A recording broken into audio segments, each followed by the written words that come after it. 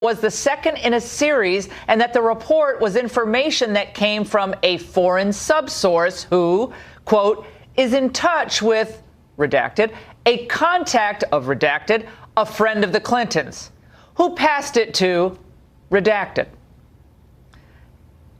It is troubling enough that the Clinton campaign funded Mr. Steele's work, but that these Clinton associates were contemporaneously feeding Mr. Steele allegations raises additional concerns about his credibility.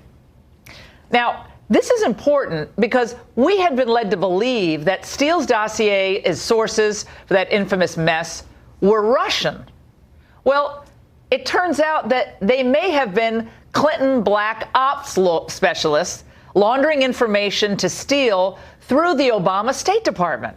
Wild. Now, who might those Clinton associates be? Last month, Senators Grassley and Graham sent letters out to the DNC asking them to produce any communications they had with Sidney Blumenthal and Cody Shearer between March 2016 and January 2017. Now, we'll get to Shearer in a moment, but this is where the plot thickens. Now, assuming Grassley and Graham's allegations are true, Blumenthal and Cody Shearer may be responsible for the nasty, salacious claims against Trump in that dossier. It certainly would fit their profile.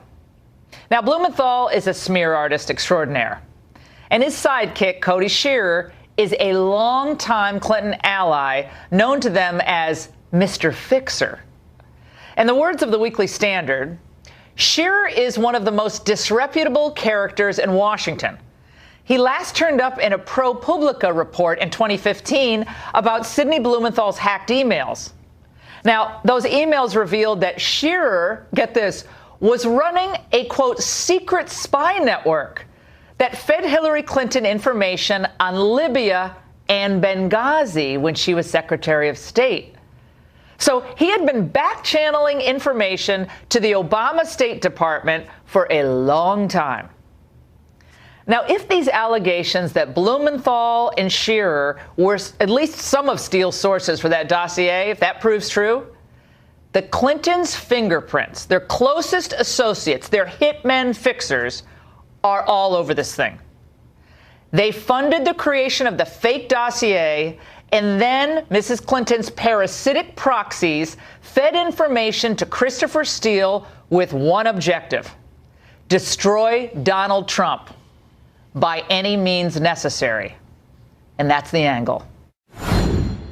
Joining us now, former Hillary Clinton advisor Philippe Reines and former Clinton advisor Dick Morris, and the author of the new book, Rogue Spooks, with Eileen, and along with Wall Street Journal columnist Kim Strassel. All right, I brought a special prop. I'm not a prop person, but I have a gavel, and in case things get really nasty between Morris and Reines. Just don't use that on our heads. Don't worry. You don't can worry. pound the table. All right, and Kimberly, don't worry. You're in on this action too. I'm not a man of violence. All right, let's start with Morris here, because Dick, first of all, I want to congratulate you. You're wearing the Brit Hume Boca Raton sweater tonight, so that you already win points.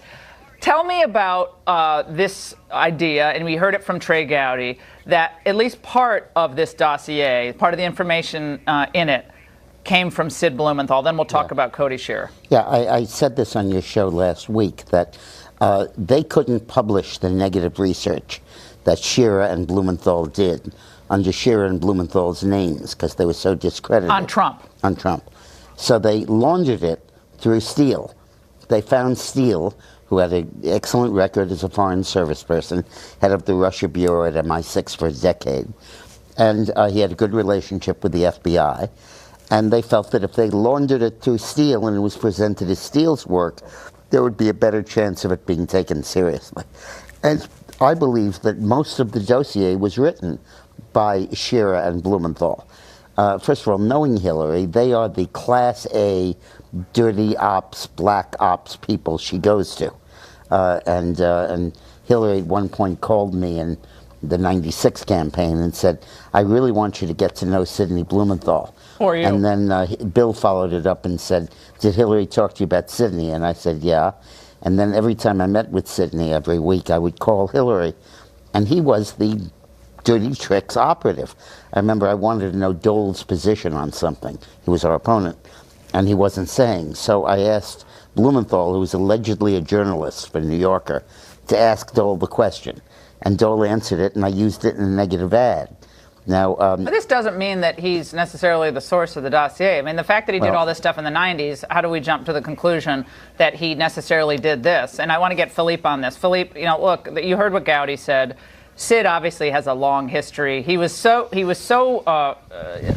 radioactive that even Rahm Emanuel banned him from the Obama White House, didn't want any part of him in the White House, because he believed that Blumenthal was behind all the negative stuff that came out about Obama in the 2008 campaign, which they were right about. So what of this? Well, let me say that I agree with something Dick said, which is that Chris Steele is a renowned MI6 agent and Foreign Service agent. And if his theory is correct as to why they funneled or laundered it through him, then you've got a problem. Because I think Dick just inadvertently gave credence to the rest of the dossier. Oh, no. Trey Gowdy didn't say who it was, but let's just stipulate that his hinting. Come on. Let's say it's Devin Nunes did the same thing. I've never heard of Cody Shearer. No one's going to believe that. I just have never heard the name. Sid, I think Dick knows, despite colorful. Then you haven't been around the Clintons. You haven't worked with the Clintons as long as I have. Yeah, exactly. I actually have, and I wasn't fired by them. But the more important thing is, that's a low blow. Sid, you know Sid. Sid is a lot more of a character than you're portraying. Okay. I'm not defending him, but I think the most important thing is the notion that the dossier was written by Sid Blumenthal is crazy. That's not what happened. Chris Steele wrote the dossier. Chris Steele. Yeah, let's get to Kim on this. And Devin Nunes has said that much in it is real. Kimberly, go ahead. Let's talk about Christopher Steele for a little bit, because the importance of the Grassley memo today is that it provides proof, information, that Mr. Steele went to the FBI and supposedly he was so worried about the country and Donald Trump, and yet he broke FBI cardinal rules. He undermined the FBI. The FBI had admonished him not to speak to anyone, and yet he went running out to sit down with Glenn Simpson, an opposition research firm, and brief all of their buddies in the press in September in order to create negative headlines against Donald Trump. He blew the FBI's operation, put it out there in the public, and then the Hillary Clinton campaign capitalized on it in the days following. So tell me how we view this man as a stand-up MI6 agent that can be trusted. If he understood the rules of the game, he would not have broken all of the FBI's rules. He strikes me as a political operator who was, by the way, on record of saying that he was absolutely opposed to Donald Trump ever becoming president. Dick. I think that I'm not defending Christopher Steele. I do want to point out, though, that Steele said in a deposition on the civil lawsuit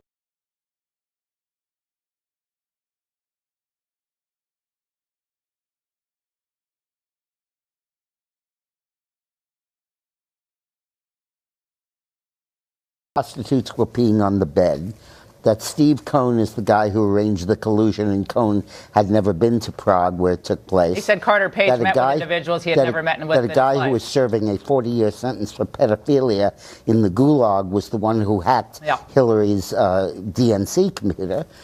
80% of that dossier is so clearly a lie. And 40% of it is real. President Trump has a big problem. 40% of it is the story about Steve Cohn. Again, between Dick Morris and Devin Nunes giving credence to the dossier. Here's the thing: is but Democrats? Go ahead, real quick. Could we hear what the 20% is that's true? Yeah, I don't know. Or even the 10 or the 5. Bob Mueller, guys.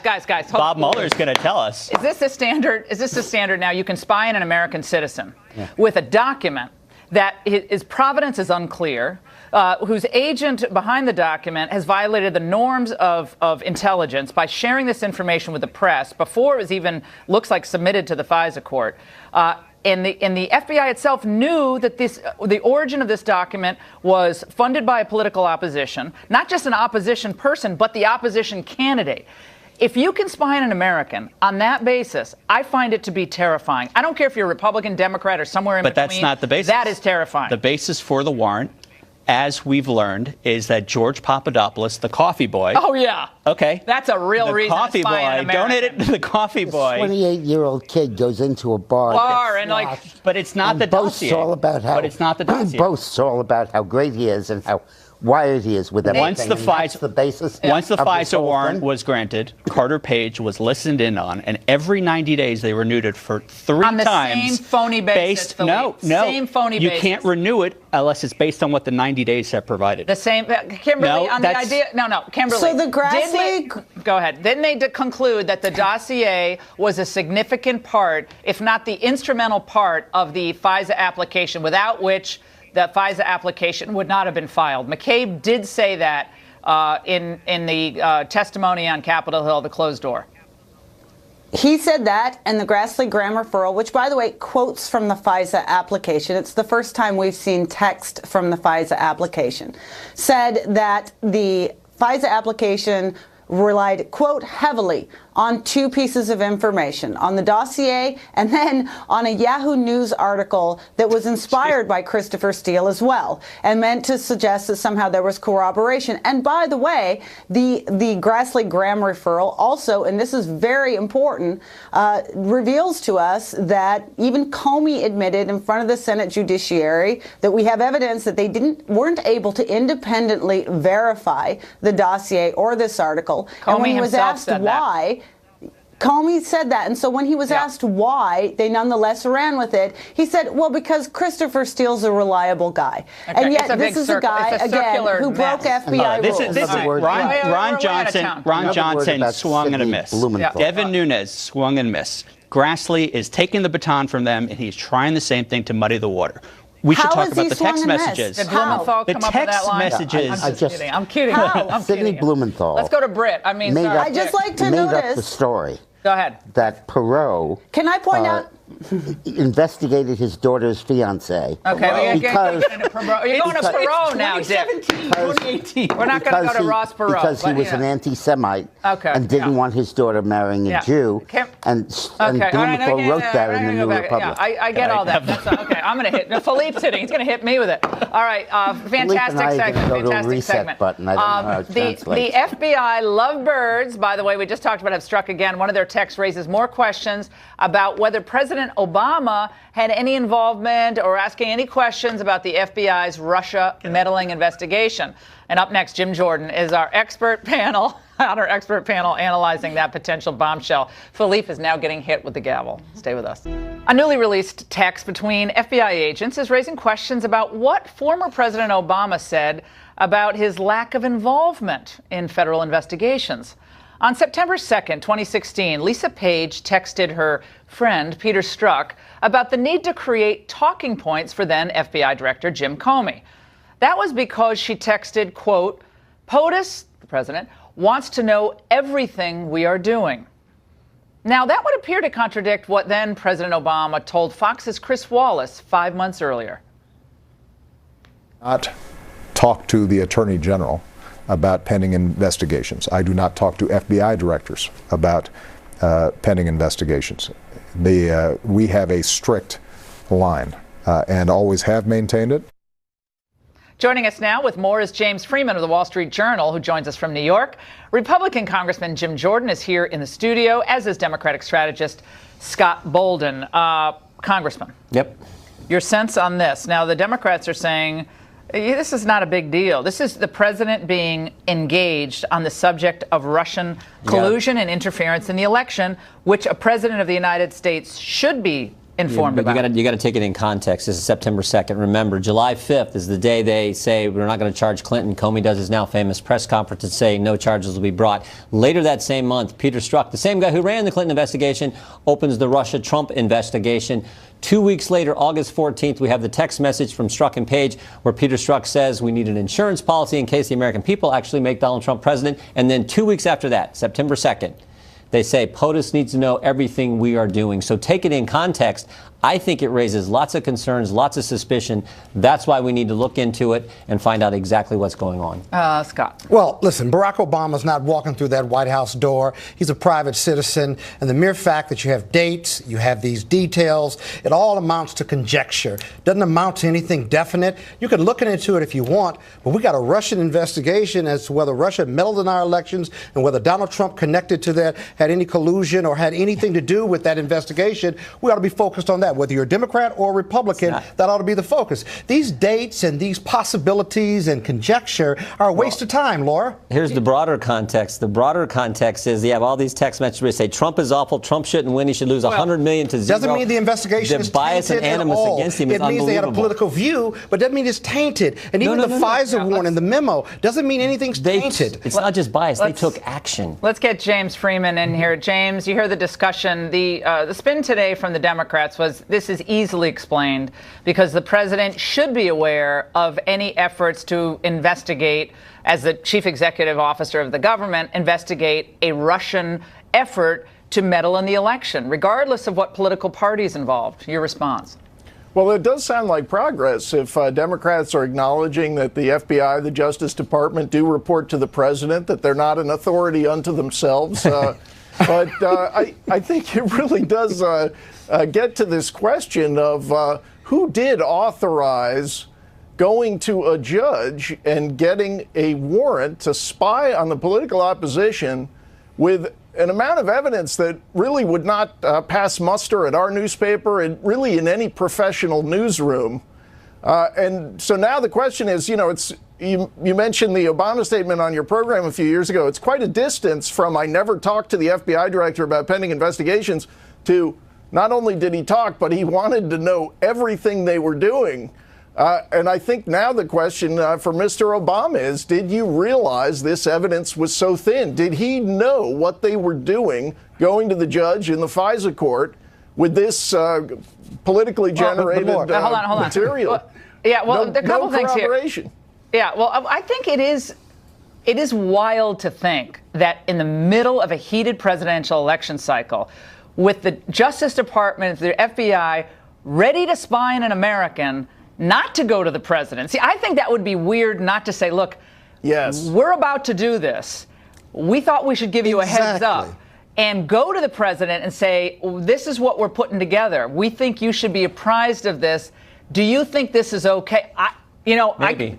I just think what's inappropriate about the that? President. Did they tell him the full story? Your previous segments, the DNC and the Clinton campaign hire Steele to produce the dossier, and they also told him what to put in the dossier. So did they tell him the whole story? Well, what was in the dossier? Exactly. I don't know. Or who paid for the dossier? Probably not. Scott, and then I got to play something. One time, I'd love to come on this show or any show and debate the GOP about facts, not conjecture, about facts, not guessing. We don't even know whether Barack Obama even asked for that information. You're relying on the text of Lisa Bass. Well, they're contemporaneous, and you know, Scott, you're a lawyer as I am. Contemporaneous recordings, whether it's in text messages or vocal recordings, text messages are quite reliable in court because they're contemporaneous. There's no reason for him to lie about. It's no reason for him or her to say either of them to say. He wants to know everything. Why would they say that? If the president didn't want to know everything, that's an odd thing to. That's how they're processing it. He may have said, "What about the briefing?" Obama's proxy, and I'm going to call him a proxy, Eric Holder, was on another network tonight with Rachel Maddow, and I want the congressman to respond. Let's watch. The real problem here is the president. The president going after named career people, the president saying things about the integrity of those two institutions, the Justice Department, the FBI. No other president has ever said those kinds of things, conducted himself in that way, and he's doing long-term harm. I think any one of my kids would make a better president than Donald Trump. Well, that's hilarious, Eric. No other FBI has taken a campaign opposition research document, taken it to a secret court to get a secret warrant to spy on a fellow American citizen. I mean, that is unbelievable. And think about this. Comey is gone. McCabe is leaving. Jim Baker, the general counsel, has been demoted and reassigned. Dropping like flies. Lisa Page has been demoted and reassigned. Peter Strzok has been demoted and reassigned. Jim Rubicki, chief of staff for James Comey, is leaving the FBI. That's who we're talking about. All Republican-driven. When have you ever seen the top people, the seventh floor people of the FBI, that many leave this organization? That's the problem. problem, and that's what we're trying to get to the bottom of. And look at, and the text messages give context to the whole mindset of these people who ran the Clinton investigation and then launched and ran the Trump-Russia investigation. Can you do that backwards really fast? Go.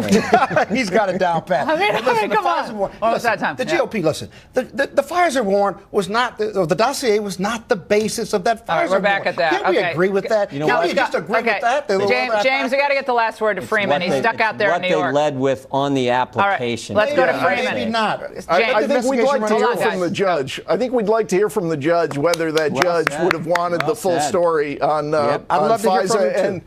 And as you said, these do not look like middle management decisions. These look like pretty high-level decisions to spy on your political adversary. Let's find out who made them. All right. You know what I want to know? I want to know who the FISA judge is. I'm sick of these secret judges able to hide away. I want to know who the judges are, and I want to know why there's no sanctions being levied against lawyers who are omitting material facts from these secret applications. I think it needs a sanction. If I were the judge, wait, where's my gavel? Here's my gavel. Ready? Sanctions. All right, guys. And then there's this, an 8-hour speech. Judges to be disclosed? And you're now for FISA judges? The Democrats were all against it after 9/11. You guys were all against FISA. You're now for FISA. All right. You guys hated FISA, now you're for FISA. All right. Then there's all right, an 8-hour speech from Nancy Pelosi today on behalf of you, the American citizens? No, the Dreamers. And she wasn't the only Democrat using illegal immigrants as pawns. You've got to see this stuff to believe it. Up next. A pair of stunts by Democrats today seem to answer the question, do they really care about the so-called Dreamers? First, Congressman Luis Gutierrez used a Dreamer, in my view, as a prop on CNN to attack the president. It's really a sad situation because he was supposed to be the adult in the room. I heard a bully, someone that is picking on people that are afraid, that are scared, that are younger than him and smaller than him. Then Nancy Pelosi used DACA as an excuse for an 8-hour pseudo-filibuster to stall a budget deal today. Some things we didn't hear her address, let me think, MS-13, rapes, robberies, heroin rings, child abuse stabbings, drunk driving fatalities. Oh, no. But she did find time today to preach. To minister to the needs of God's creation, and we're all God's creation, is an act of worship. To ignore those needs is to dishonor the God who made us. Thank you, Pastor Nancy. Let's discuss this with Monica Crowley in New York. She's a senior fellow at the London Center for Policy Research. And here in Washington is Ali Noorani, executive director of the National Immigration Forum. All right, Ali, I have to give Nancy Pelosi credit. She's up there for 8 hours. You know, she's not, 40. And she's up there for 8 hours on 4-inch heels. And she's going for it. And you get all the women behind her, Sheila Jackson Lee. So no one nodded off, which was amazing. But she's up there and she's doing her thing. But my question is, has Nancy Pelosi ever done something remotely like this for any victims of illegal immigrant crime? I don't believe she ever mentioned Kate Steinle's name in her district, who was murdered by an illegal immigrant. And I don't believe she's ever addressed the issue of gangs in Oakland or any other part of California, LA, her state. And yet 8 hours for the so-called Dreamers. You know, the amazing part about today was not only Nancy Pelosi standing up for 7 hours making the case for Dreamers, but also on the Senate side, you have Senator James Langford joining independent senator from Maine, Angus King, calling for a bipartisan solution. The thing here, Laura, is that President Trump has the opportunity to make the deal of a lifetime. He can get a win. He can be the one standing up, giving that victory speech. He can even have a parade where Dreamers are walking by and saying, Mr. President, thank you for protecting us, and thank you for protecting our border. Could we put the Dreamers in the military parade? That would be fun. You know what? They could actually ride on top of the missiles down Pennsylvania Avenue. I'd come to that parade, fly every flag known to humanity. Amazing part about that is that 900 that would actually be fun. 900 DACA recipients have enlisted or have applied to enlist in the Army. That's an amazing number of people who are... Guess what? In my view, they'd all get a pass right into citizenship. Monica, let's go to you on this, because Nancy Pelosi does have stamina. You got to hand it to her. She wants that gavel back in her hand in November. She wants that gavel, or in January of next year. They want to take back the House. The Dreamers, the Latino coalition, they're a key part for the Democrats to take back the House of Representatives. I think it was much about that as anything else today. Yes, absolutely. Although the Democrats are constantly putting non-citizens ahead of American citizens, which is not exactly a political winner. Look, Laura, you either have a country that's based on the rule of law or you don't. And the Democrats don't much care about the rule of law because their goal is to legalize as many of these people as possible, because not because they care about them, but because their primary objective is to create a permanent Democrat voting majority. So while the left is very effective, as Nancy Pelosi was today, in casting their views and their policies and their approaches in emotional, three-hanky kind of ways, and then using the echo chamber of the left-wing media to portray them that way, the American people understand here what this is all about, and they know. And stunts like this, like Gutierrez and Pelosi, this is the same old routine. And you know what, Laura? It doesn't have the same traction as it used to, because popular sentiment is actually with President Trump on this, including many in the Democratic base who want better jobs and better wages without the drag on those things from illegal immigration. Well, 1.8 million Dreamers, DACA recipients, were going to get amnesty. That was on the table. And Trump said, okay, we got to end this chain migration because that's exploding immigration. We got to end the visa lottery. The Democrats did not want to give him a win on that. He did have a win on that. And the Democrats had an opportunity. They cared about the Dreamers. 1.8 million would have gotten amnesty. Now they're going to get nothing. And the amazing part about it is that President Trump also had a great deal in his hands in that Senator Schumer was willing to give him $25 billion for a wall. But that no chain migration, right? That was the rub. That's the deal that the president wanted. But then he gave him more. He gave him $1 million more amnesty. He upped it to him 1.8. How many more billions of dollars do we want on the border? Well, I think in the end, we'll see how this works out in November. But this is a political power play for Pelosi, and she's pretty smart at how she does it. Thank you both. Great segment. And by the way, nothing says the Me Too movement like naked supermodels. Yes, I just said that. Up next, we're going to show you what happens when Sports Illustrated tries to put a feminist spin on its annual swimsuit edition. Time now for our Seen and Unseen segment, where we expose what's really going on behind the big culture stories of the day. We kick it off with a doozy. What happens when the Sports Illustrated swimsuit edition hits the Me Too era? Forget swimsuits. The models are wearing nothing but buzzwords. I kid you not. To make some sense of this and share this another sweet story coming up as well, Fox News contributor Raymond Arroyo. Raymond, swimsuit edition, no swimsuits, but a hashtag on the models. What's going on? Well, they call it In Her Words, and these are empowering words on these models, supermodels. Here's the problem. They're saying this is empowering. You're objectifying these. You're using them as literal billboards. And I'm sorry, this is no way. If you're what our daughter's supposed to aspire to? Well, this is supposed to raise awareness of respect for women. Joke there. I'm not going to make sexual awareness.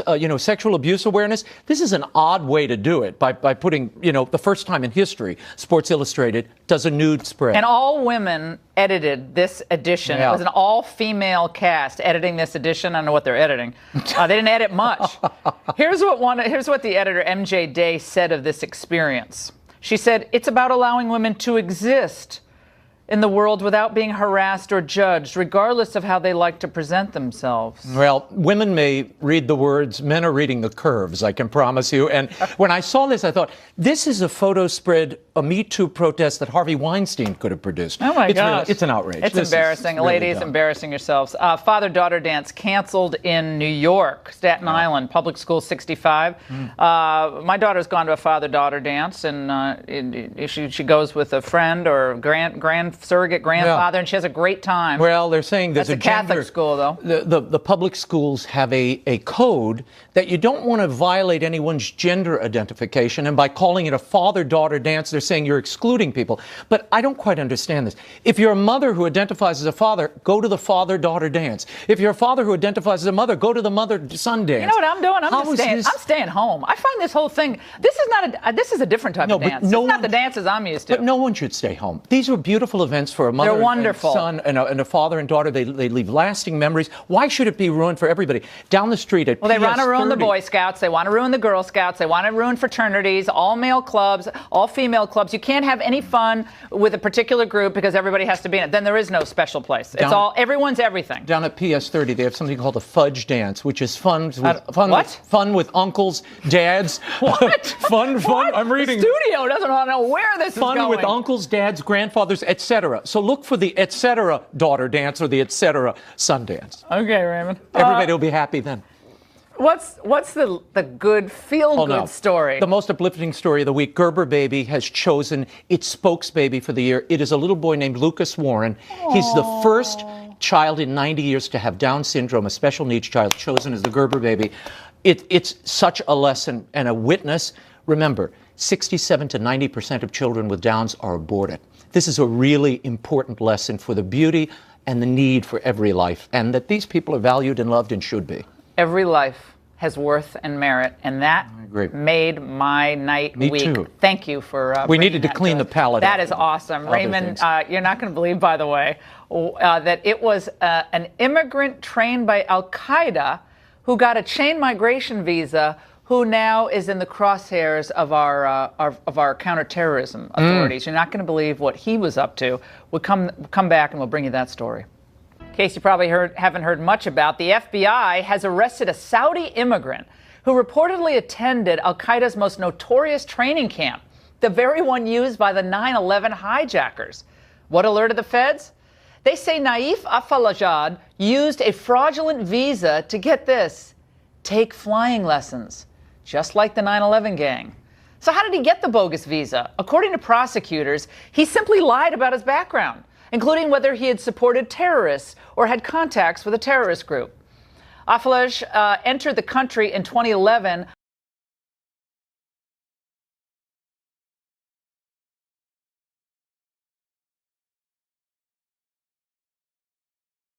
and how many others like him are out there? Remember, poorly vetted immigrants were suspects in the botched attack on New York subways in December, the truck attack on a bike path in New York that killed 8 and injured 11 last October, and the 2015 mass shooting in San Bernardino, California that killed 14 and wounded 22. Here with analysis is former FBI counterterror official Terry Turchi in San Francisco. Terry, this seems all too familiar, the pattern of the jihadis who managed to get their way into the United States, lying about their background, and then in this case with the Saudi immigrant, the guy was signing up for flying lessons. How does this happen? It's totally too familiar, Laura, and here's what happened. Going back to 2000, he was in the camp over in Afghanistan. By 2001, we had 9/11 hit us. Of course, he was long gone, but after 9/11, the Army went in there and found a bunch of documents, and on those documents were about 15 fingerprints. And in a way, this is kind of a success story, but it's also a very frightening story as to what we face in the future, because they went ahead and they sent those documents in here to the Bureau, and the fingerprints were then recorded in the Bureau's files. So about 2011, Naif actually comes to the United States because his wife was here and he comes on a non-immigrant visa. Now, that was a big problem during the 9/11 situation. So he stays till about 2016, and by October of 2016, he's got himself a private pilot's license. So he's pretty pleased with that. 5 months later, because of the requirement that you have to have your major case prints taken and sent into to the government, to the FBI, he'd done that. He's got his license. And then several months after that, they get these compared, and they do the matches, and they find out that, wait a minute, we've already got these prints here. These are 15 prints from documents taken out of an Al-Qaeda training camp. And so all of that is a great way to kind of start this story towards its next chapter. That's a great story of terrorism prevention, and that's the way everything's supposed to work. And it's almost the community its entirety. It's the U.S. Army doing the raid and making sure they collected everything right. You know, it's the I get it. No, I get it. It's a good story, but the fact that we allow ourselves to be in this position of having to prevent these attacks by these people coming into the United States, the extreme vetting that we're supposed to be doing. Extreme vetting. I keep remembering, it's extreme vetting. Trump said we're going to do extreme vetting. You're not going to catch everyone through extreme vetting. I mean, look at what happened in San Bernardino. Tafshin Malik, she just lied on her application when she came in on the fiance visa, right? She lied and she gave a fake home address. The home address didn't even exist. Tafshin Malik, look at that, lovely. Yeah, so she lied, and then they end up shooting up that place. People dead. I mean, I don't know why we continue to have such a liberal policy with allowing people in from these hot spots. And I say thank God for Trump's the temporary ban on people from these hotspot countries? Well, his travel ban plus what he wants to do with his overall immigration plan is exactly the way to go. And look at it like this. Look at it by the numbers. Just taking the last few years since 9/11, over 1 million people almost have come in here through various means of visas. And we can't even determine from a fraction of those anything from these visa applications. Most of this falls through the cracks, and we still don't have biometrics. And that's the real sad part. When you look at the 9/11 Commission and you look at what they were saying way back, not too long after 9/11, we've got to deal with this whole immigration, these vulnerabilities, and we still haven't addressed the vast majority of them. And remember, 15 of the 19 hijackers on 9/11 were Saudis, and six of the 19. Go ahead. All right. Well, they're not on the watch list, though. They're not on the barred from travel to the United States list. That's another problem. I think this is way too much for us to handle, keeping the right people in and out of this country. Great segment. We'll be right back.